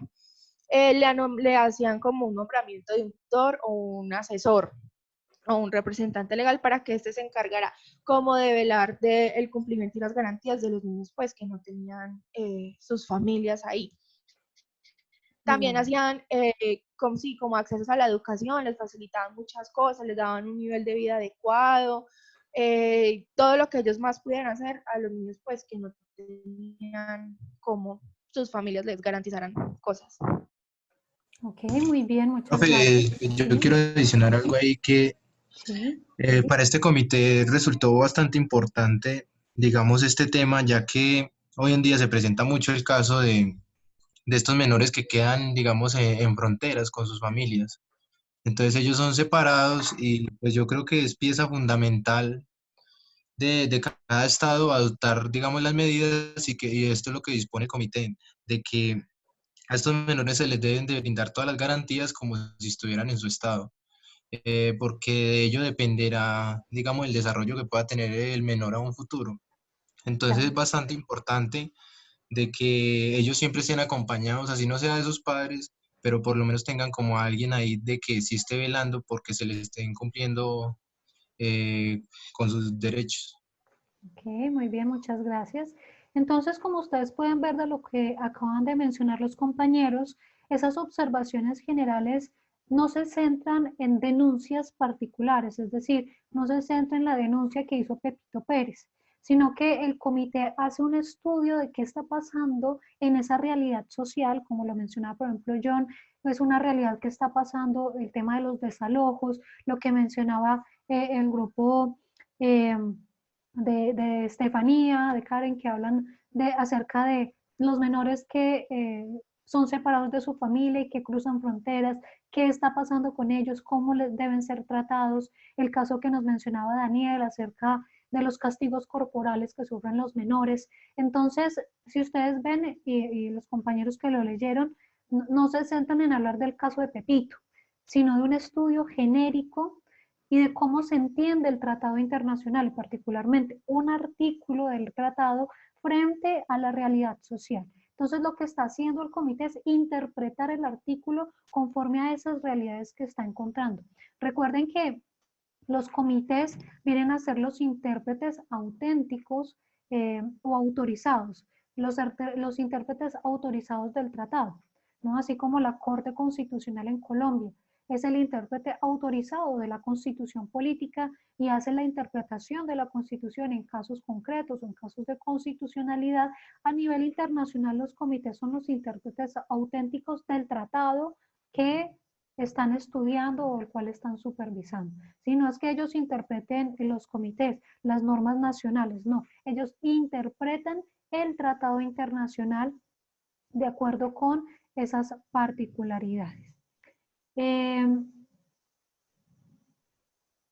nos complementaba, bueno, nos decía aquí Jessica, que no tiene micrófono, que nos dice que en el caso de la observación final sobre Japón, el comité frente a Japón indicó que le dijo a Japón que tome todas las medidas y acciones correspondientes y que sean necesarias para que las víctimas de desaparición forzada estén plenamente representadas de acuerdo al artículo 9 de la Convención, y recomienda al país que adopte dentro de su legislación normas que prohíben y castiguen de forma absoluta la desaparición forzada. Les indica que el aporte que hace el comité es el de instar a los países, en este caso a Japón, para que abra una cooperación en materia legislativa e investigativa con otros países para la erradicación de ese delito. Y también tratan, sí, justamente algo muy interesante que menciona aquí Jessica, menciona el término de una situación que se vive en el contexto japonés, que son las mujeres de confort o las mujeres de solaz, que es un eufemismo para referirse a muchas mujeres asiáticas de diferentes partes de Asia que fueron raptadas por las tropas japonesas para satisfacer sus propias necesidades, ¿sí? Entonces, muchas de ellas, por supuesto, pues fueron raptadas y por lo mismo sometidas a desaparición forzada, que es uno de los aspectos que entra a mirar el Comité de Desaparición Forzada dentro del contexto japonés. Bien. Bueno, muchas gracias a los grupos que nos han socializado este aspecto de las observaciones generales, y nos quedaría haciendo falta realmente solo el caso del grupo de Oscar, Jorge, Valentina, Oriana y Santiago, que tenían un informe de acciones urgentes que ha realizado el Comité contra las Desapariciones Forzadas. Pero entonces, antes de que ellos nos comenten lo que encontraron, pues quiero hablarles de ese procedimiento de las investigaciones o acciones urgentes. Bien. Para que ya ellos nos comenten qué encontraron. Y esta es ya la última función que habíamos mencionado que pueden realizar los comités. Recuerden que hemos dicho que los comités pueden cumplir 4 funciones. Una función que era recibir y examinar los informes periódicos, que lo hemos ya hablado bastante en las últimas clases. Una segunda función que cumplen frente al conocimiento de las denuncias de carácter individual. Una tercera función que es la de realizar las observaciones generales al interpretar determinados artículos de las convenciones, y la cuarta función que son la de el procedimiento de investigaciones urgentes. Antes de iniciar con este procedimiento, quería mostrarles, si ustedes están interesados en la temática, puedan buscar en la página de la ONU o googlear el comité que les interese profundizar. Y en la página de la ONU ustedes van a encontrar las diferentes observaciones que han realizado los comités. Por ejemplo, aquí pueden ver las observaciones generales que ha realizado el Comité de Derechos Económicos, Sociales y Culturales, que justamente la observación número 7, que fue la que nos socializó John, es sobre el derecho a una vivienda adecuada, que se desprende del primer párrafo del artículo 11 del Pacto Internacional de Derechos Económicos, Sociales y Culturales. Entonces, lo que hizo en ese caso el comité fue interpretar ese artículo teniendo en cuenta el concepto que existe de desalojos forzosos. Entonces, ¿cómo se entiende el derecho a una vivienda adecuada teniendo en cuenta el contexto de desalojos forzosos? Habrán visto que estas decisiones, estas observaciones generales tienen la particularidad de que son bastante concisas, es decir, no son observaciones de 50, 60, 100 páginas, no. Normalmente son observaciones que tienen una extensión promedio de 10 páginas, usualmente un poquito menos, ¿sí? Y, por ejemplo, en el caso en la página de UNICEF, pueden encontrar las observaciones del Comité de Derechos del Niño, que también está en la página del propio comité. Y aquí pueden ver las diferentes observaciones que ha realizado el comité, que recuerden es una interpretación que hacen de los artículos. En el caso, por ejemplo, de Daniel, nos socializó la observación general que habla acerca del derecho del niño a la protección contra los castigos corporales. Y hay muchas otras que tienen que ver, por ejemplo, con el derecho a la educación, el papel de las instituciones nacionales en la promoción y protección de los derechos del niño, niños que tienen, por ejemplo, VIH-Sida, cómo debe ser la protección de estos niños, el derecho a la salud, el trato de los niños no acompañados o separados de sus familias, que fue la que nos socializaban los compañeros, el derecho de los niños en la primera infancia, los derechos de los niños con discapacidad, el derecho a la justicia. Recuerden que les decía, estas observaciones generales muchas veces se centran también en elementos de vulnerabilidad. Por ejemplo, en este caso nos hablan acerca de los niños que son indígenas, cómo debe ser la protección de los niños que tienen o que hacen parte de comunidades indígenas. El derecho a ser escuchado, el derecho a no ser sometido a violencia, el interés superior del menor. Entonces noten que todas esas observaciones generales les ayudan a los estados a entender de mejor manera la interpretación del tratado y también de cómo pueden garantizar de mejor manera los derechos que están allí contenidos. Entonces, Valentina me dice si les puedo retroalimentar cuáles son las 4 funciones que cumplen los comités. Sí, Valentina, entonces recuerden, los comités cumplen 4 funciones primordiales. Ahora, recuerden lo que les había dicho en la primera clase al respecto, y es que esas son las 4 funciones básicas de los comités, pero dependiendo del estado, habrán funciones que van a cumplir o no. Por ejemplo, lo que hablábamos de la función de denuncia, ¿sí? Si el Estado no le confirió competencia al comité para conocer de las denuncias, pues va a ser una función que el comité no va a poder ejercer frente a ese Estado. Bien, entonces, ¿cuáles son? Profe, disculpe, yo tengo una pregunta. Sí. Las observaciones, sin importar de qué tipo de comité sean, pueden agruparse, por ejemplo, las del niño, están agrupadas dentro del comité de los derechos del niño y tienen, hasta donde vi, tienen como 14, 16, creo que más observaciones. Sí. Supongamos la observación mía es una observación casi del 2006. Hoy, 2020, 1 de abril del 2020, se puede crear una observación y se puede adjuntar al documento. Claro, claro que sí, esa es una función permanente que cumplen los comités. Los comités, digamos que primera precisión es que las observaciones permanecen vigentes. No es que se den en el 2006 y sean solo vigentes para el 2006, no. Desde el momento en el que se dé la observación en adelante, va a ser una interpretación que deberían tener en cuenta el propio comité y los respectivos estados. Y en lo que tú preguntas, claro, es una función que se puede cumplir. Por ejemplo, en el documento que les presentaba estaba actualizado como hasta hace 2 años, pero claro, es una función que cumple permanentemente el comité y por lo mismo si ve la necesidad de realizar una observación de algo nuevo que se haya encontrado, de una situación que necesiten por su grado de urgencia también pronunciarse, por supuesto, seguirán haciendo observaciones generales. Si no se agotan en las que ya están, es una función permanente que continuarán realizando. Y volviendo a la pregunta que me hacían, entonces recuerden, hay 4 funciones relevantes.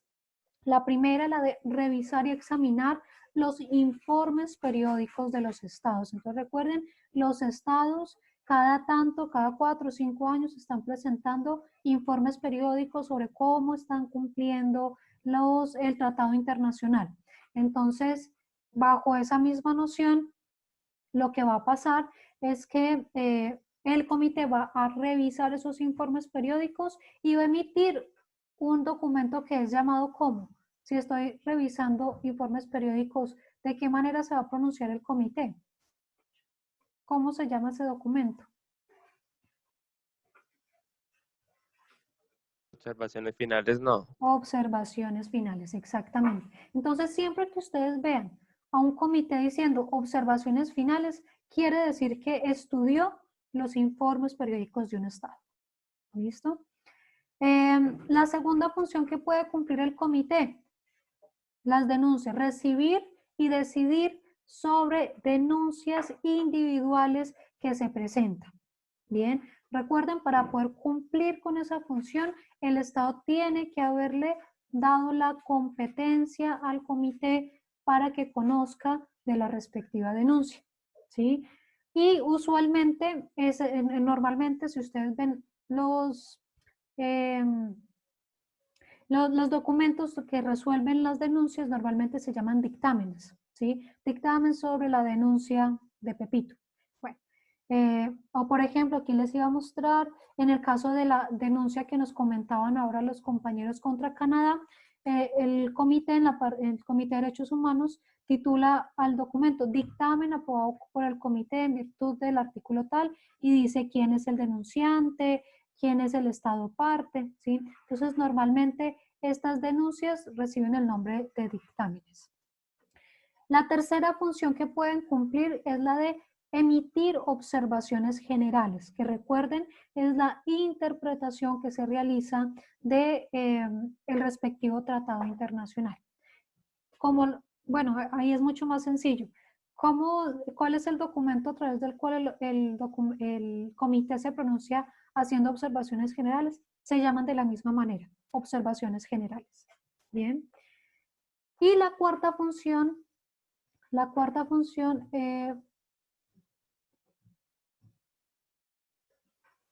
bueno, Caterina, ahí las estaba repitiendo, ya si me comentas si te quedan claras o si las volvemos a repetir. Entonces, esas serían las 4 funciones, ¿no? Primera, recibir y examinar informes periódicos. Segunda, pronunciarse, recibir y decidir sobre las denuncias individuales. Tercera, la de pronunciarse o emitir observaciones generales. Y la cuarta, la de recibir y realizar procedimientos de investigaciones urgentes, ¿sí? Entonces, hablando brevemente de esta función de recibir los procedimientos de investigaciones urgentes, ¿qué es lo que se hace en estos casos? Ese procedimiento de investigaciones urgentes, lo que hacen los comités es recibir información sobre violaciones graves o sistemáticas que se están realizando en determinado estado. Bien. Entonces aquí de pronto se preguntarán, bueno, ¿cuál es la diferencia entre recibir una denuncia individual y recibir la solicitud para una investigación urgente? Entonces, recuerden, en el caso de la investigación de la denuncia individual, yo estoy hablando de un caso concreto, el cual tiene que ser presentado por la víctima o por una persona que actúe en nombre de esa víctima. En cambio, en las investigaciones urgentes se puede presentar por cualquier persona, no necesariamente la víctima directa, puede presentar una solicitud de investigación urgente y normalmente versa en violaciones graves y sistemáticas de derechos humanos de acuerdo con el contenido de la convención, es decir, violaciones graves y sistemáticas en relación con la convención o el tratado que supervisa el correspondiente comité. ¿Alguien sabe o alguien recuerda qué significa que una violación sea sistemática?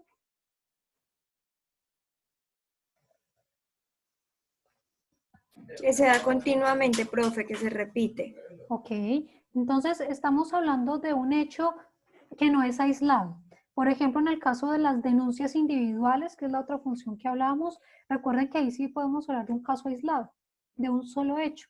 En cambio, cuando se está hablando de una investigación urgente, es porque se dan cuenta que es una circunstancia que no es un hecho aislado, sino que es algo sistemático, es decir, algo reiterativo que se está dando en una región o a nivel nacional, ¿no? Y que se da de una manera muy similar en distintos lugares.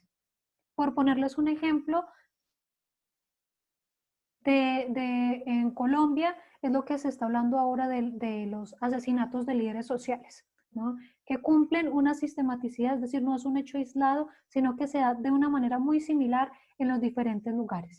O lo que ya se ha manifestado en su momento sobre las ejecuciones extrajudiciales, que se pudo constatar que era una práctica reiterada y sistemática, porque se daban bajo unas condiciones muy similares a pesar de que era a lo largo y ancho del territorio nacional.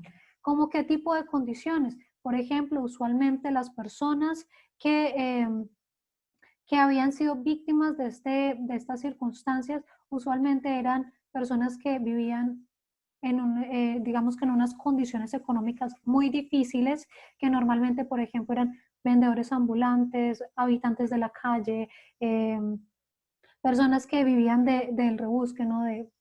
Que estaban buscando trabajo y que muchas veces por lo mismo ofertas de trabajo les llamaban la atención, y que normalmente eran personas que aunque tenían familia, usualmente vivían solos o no tenían un núcleo familiar cercano, y que eran sacadas de su contexto, de su ciudad, luego aparecían con trajes de uniformes de guerra o disfrazados de personas que hacían parte del conflicto y dados de baja. Y normalmente se encontraban irregularidades dentro de la escena del supuesto combate, ¿no? Entonces se pudo comprobar que eran hechos sistemáticos, es decir, no era un solo caso, eran múltiples casos que se estaban presentando bajo las mismas modalidades o características, ¿no?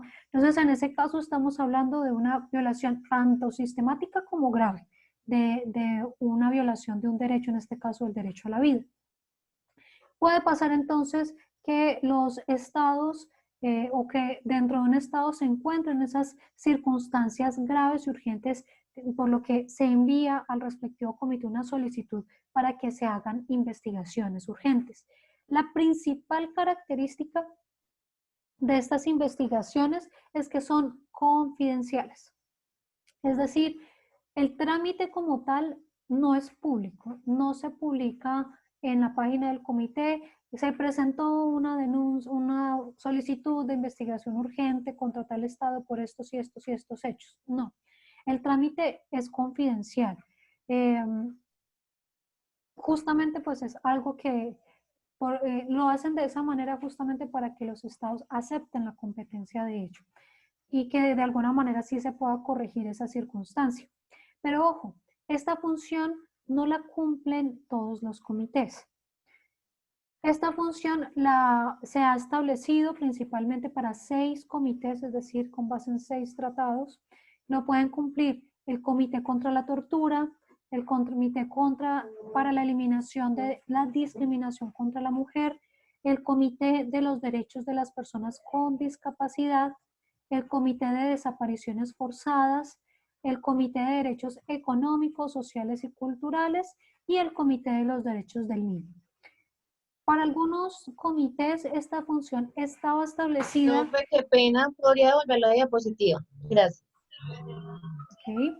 Entonces, esta función estaba establecida en algunos casos dentro del tratado original, pero en otros casos no está en el tratado original, sino que la función se creó en un protocolo, en cuyo caso pues será necesario ratificar el protocolo para que el comité tenga la competencia de conocer de estas investigaciones urgentes. Bien.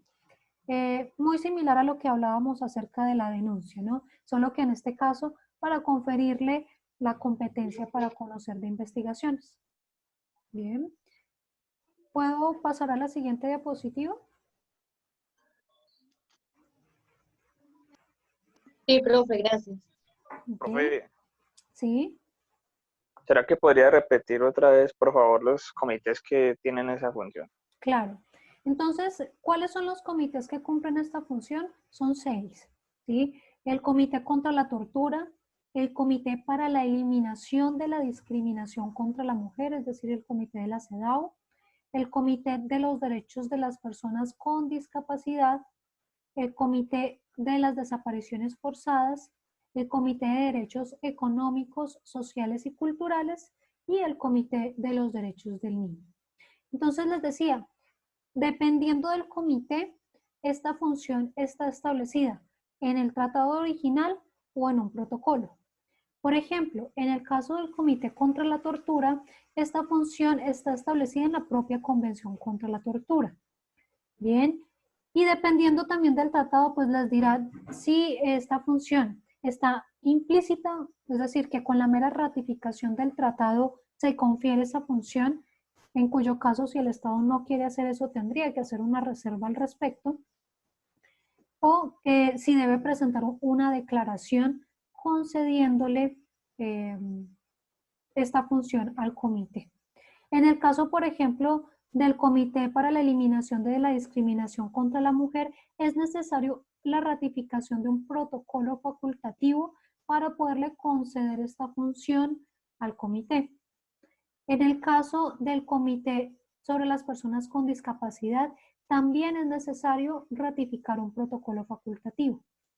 En el caso del Comité contra las Desapariciones Forzadas, estaba establecido en la misma convención. Si ustedes notan, la característica es que los tratados más recientes, por ejemplo el de la tortura, por ejemplo el de las desapariciones forzadas, ya incluían esta función en el propio texto original. ¿Por qué lo hicieron así? Porque, llamémoslo así, aprendieron de los tratados más antiguos que no incluyeron esa función, la necesidad de hacerlo dentro del propio tratado para que no sea tan complejo el proceso de concesión de la competencia. Porque con la mera ratificación o con la ratificación del tratado original, pues ya el Estado tiene que analizar si concede o no concede esa facultad. En cambio, en los tratados más antiguos, necesariamente pues hay que ratificar un protocolo.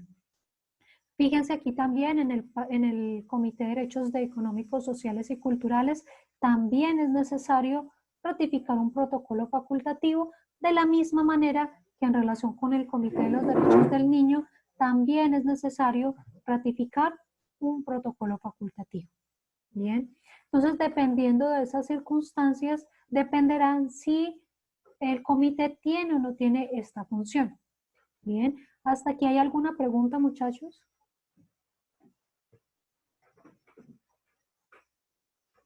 No, profe. Ok. Entonces, rápidamente, retroalimentando, ¿contra qué estado se presenta? Nuevamente lo decíamos, ¿no? Las investigaciones solo se pueden presentar si el Estado es parte de la convención. Si el Estado no ha ratificado esa convención, obviamente, pues el comité no tiene competencia en ningún aspecto en relación con ese Estado. Y una vez el Estado hace parte de la convención, entonces tengo que mirar cómo se le concede competencia al comité. Si es a través del protocolo, pues habrá que ratificar el protocolo.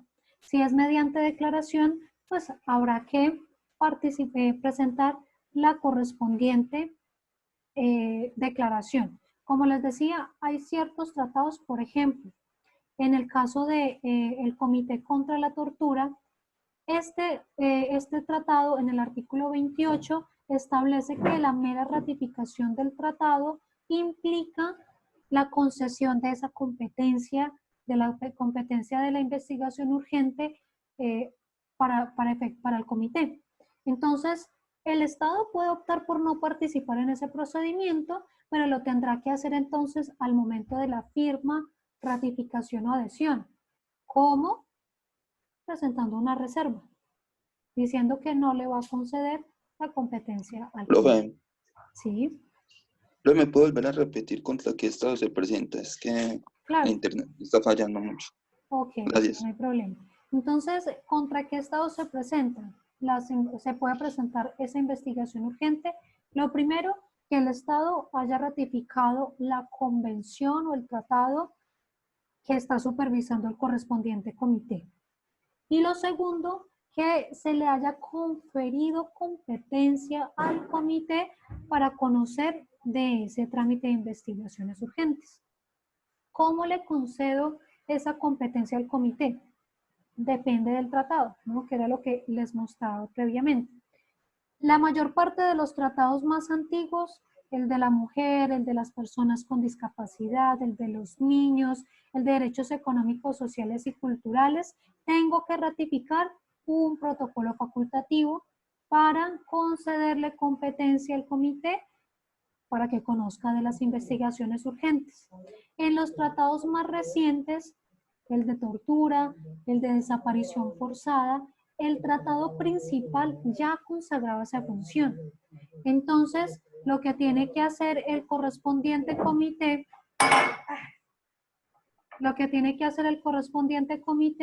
es el manifestar al momento de la firma o ratificación al momento de la firma o ratificación, si no quiere brindarle la competencia al comité, que se presente una reserva en relación con ese artículo. Bien.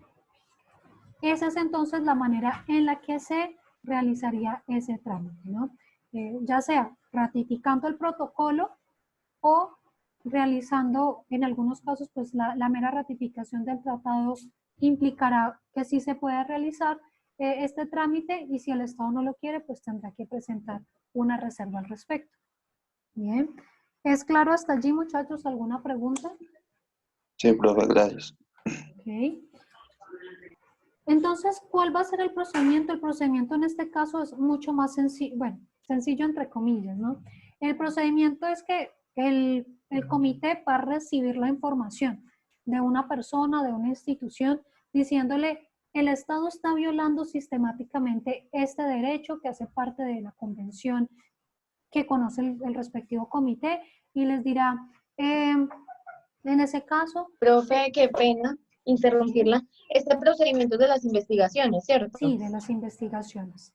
De las investigaciones.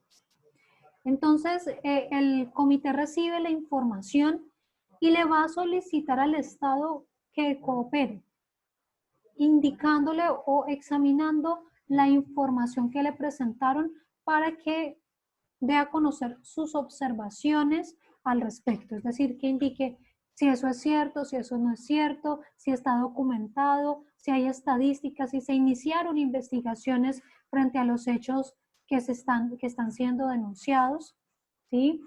Y el comité, de acuerdo con esas observaciones que presente el Estado, va a designar a uno o a varios de sus miembros para que lleven a cabo una investigación que va a tener llamémoslo, un procedimiento más expedito, más urgente, de si esa información es cierta o no.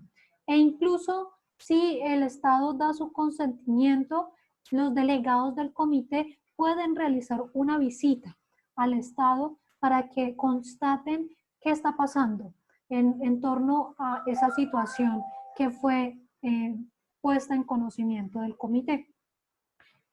Una vez esos miembros del comité hayan realizado la visita, si aplica, o hayan examinado toda la información que le fue puesta en conocimiento por los denunciantes y por el Estado, entonces van a presentar unas conclusiones, ¿sí? Esos miembros van a presentar unas conclusiones que son presentadas ante el comité para que el comité transmita al Estado unas observaciones y recomendaciones completas.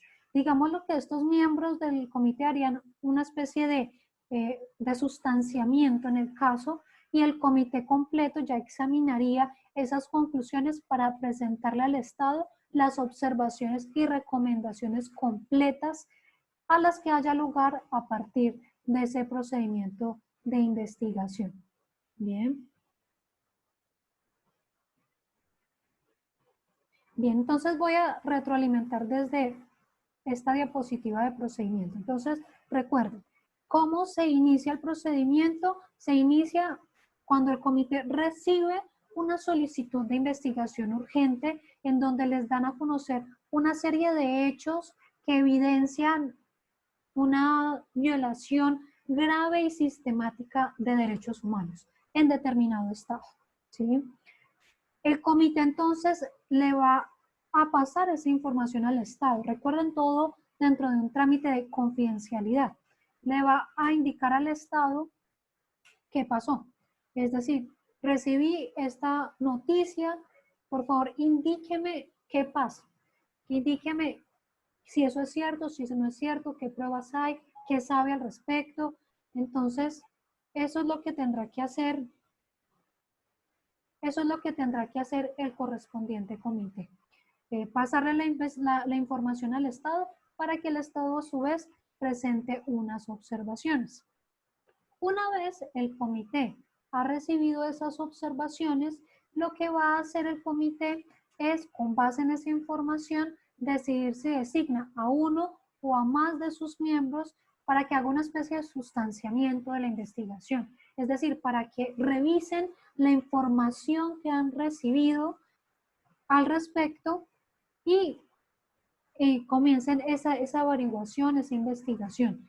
Si normalmente lo que hacen es solicitarle al Estado también que les permita una visita en el terreno para que puedan recibir testimonios, declaraciones, hablar con las víctimas o presuntas víctimas, para que puedan evidenciar qué es lo que está pasando. Bien, y a partir de ello entonces llegarán estos miembros a unas conclusiones que son sometidas ya al comité completo para que el comité ya presente o transmite al Estado unas observaciones y recomendaciones a partir de las investigaciones que ellos realizaron. ¿Sí?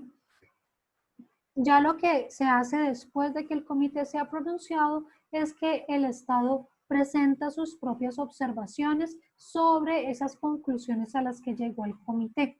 Normalmente le piden al Estado que se pronuncie y les dan un plazo usualmente de 6 meses y con posterioridad cada vez que el comité los invite a presentar información al respecto.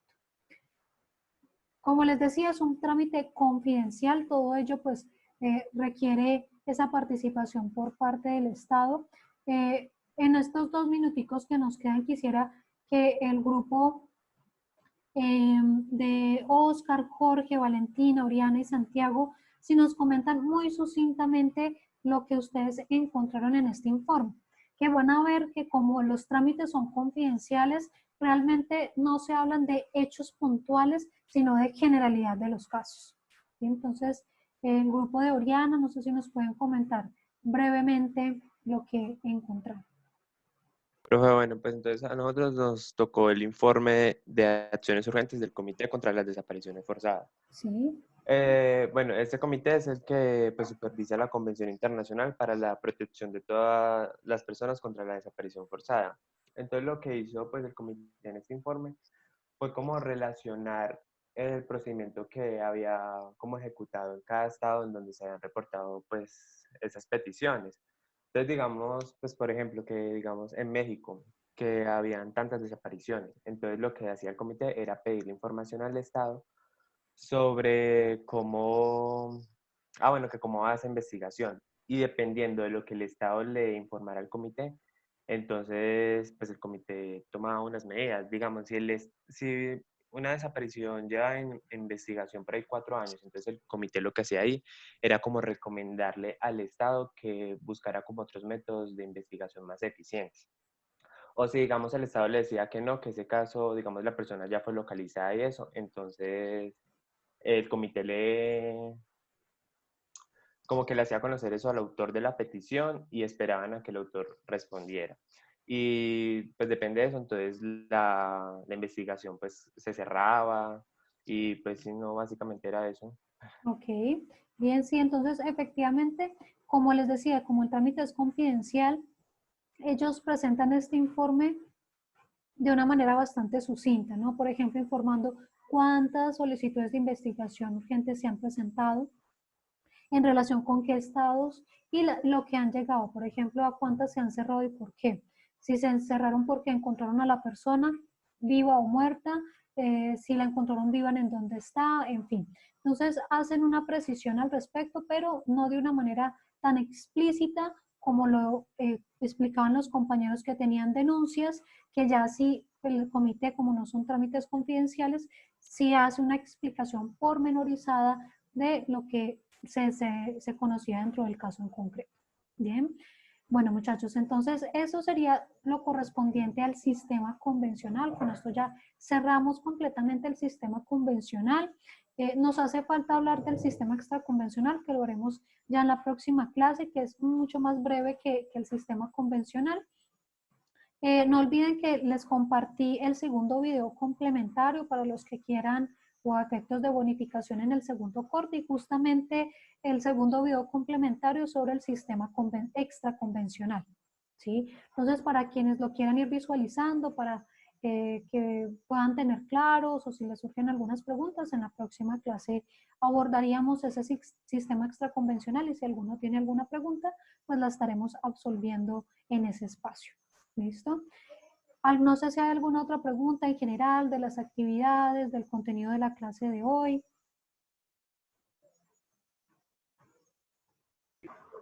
No, profe. Ok. Bien, entonces quería...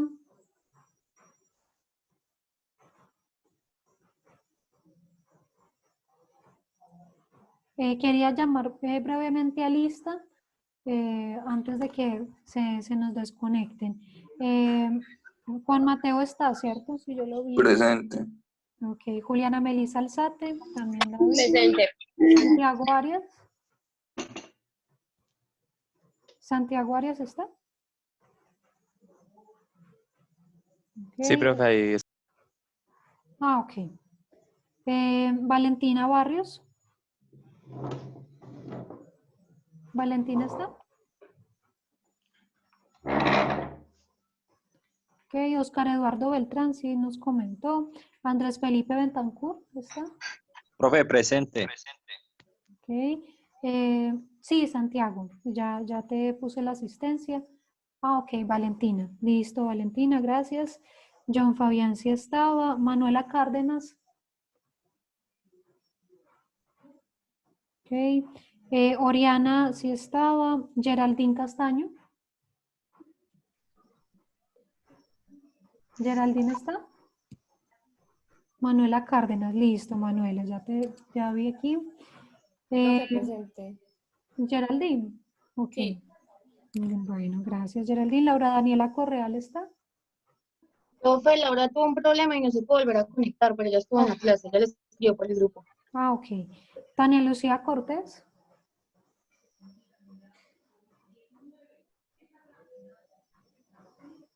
Tania, sí la veo conectada. Ok, ya nos escribió también. Jessica sí la vi conectada, César también lo vi conectado. Dana Fernanda Gómez está. Yo, profe. Ok. Sara también nos contestó. Valeria Hernández está. Sí, profe, aquí estoy. Ok. Alexis Hurtado está. Alexis, listo, ya vi tu comentario. Santiago Londoño está. Presente, profe. Ok. Jorge Andrés Marín sí nos habló. Karen Isabel Marín está. Presente, profe. Ok. Estefanía Ocampo está. Presente, profe. Ok. Presente, profe. Sebastián Camilo Pulecio. Yo, profe. Ok. Karen Andrea Ramírez. Presente, profe. Ok. Laura Melisa. Yo, profe, Laura. Ok. Caterina Rubiano. Presente, profe. Ok. Heidi Alejandra Sánchez. Presente, profe. Ok. Daniel Alejandro, si nos comentó. Presente, profe. Ok. Caterina Taborda. Presente, profe. Ok. Jorge Iván Trujillo. Aquí estoy, profe. Ok. Juan David Tulcán. Yo, profe. Ok. Estefanía Valencia. Profe, ahí acabo de escribir que se le había apagado el computador. Ah, sí, ella comentó.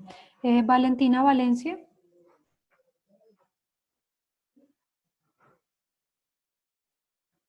Ok, sí la veo conectada. Y Julián Andrés Díaz. Presente, profe, por aquí ando. Ok, muy bien. Bueno, muchachos, muchas gracias por la asistencia. ¿Hay alguna pregunta? Profe, sí, No, tengo profe. una duda. El día del parcial 15 de abril, ¿ese día tenemos clase o no? Bueno, lo voy a pensar. Vamos, pues, digamos que inicialmente lo que vamos a hacer es la explicación del taller. ¿Sí? Vamos a despejar dudas, vamos a absorber dudas. Quizá nos tomemos la primera media horita muy rápidamente para socializar sistema extraconvencional, aunque eso obviamente no entraría dentro del examen del segundo corte porque apenas lo estaríamos hablando en esa clase, ¿no? Pero esencialmente el 15 de abril vamos a hablar del taller. ¿Listo? Ya recuerden que es para el 22 de abril que estaríamos realizando lo correspondiente a jurisprudencia internacional. Profe. Sí. Usted le puso la asistencia a Valentina Valencia porque acabo de escribir por el grupo de WhatsApp que se le había caído la señal por la lluvia. Sí, yo le puse la asistencia. Ah, bueno, profe, ya volvió la señal. Soy Valentina Valencia. Hola Valentina, dale, no hay problema. ¿Alguna otra pregunta?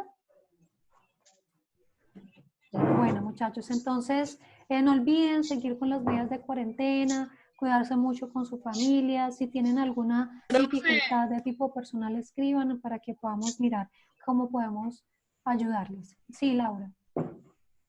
Ahí Jessica Fernanda Escobar acabó de escribir por el grupo que ella estaba conectada, pero que se le cayó el internet por la lluvia. Sí, yo la vi conectada, yo le puse la asistencia. Ah, bueno, profe. Listo. Bueno, muchachos, si no hay más preguntas, muchas gracias por la asistencia, por favor, cuídense mucho y nos vemos, bueno, un feliz descanso la próxima semana y nos vemos entonces ya dentro de 15 días. Chao, profe, muchas gracias. Que estén muy bien, muchachos. Profe, muchas gracias, que estén muy bien. Hasta luego. Chao, profe, gracias. Chao, que estén muy bien.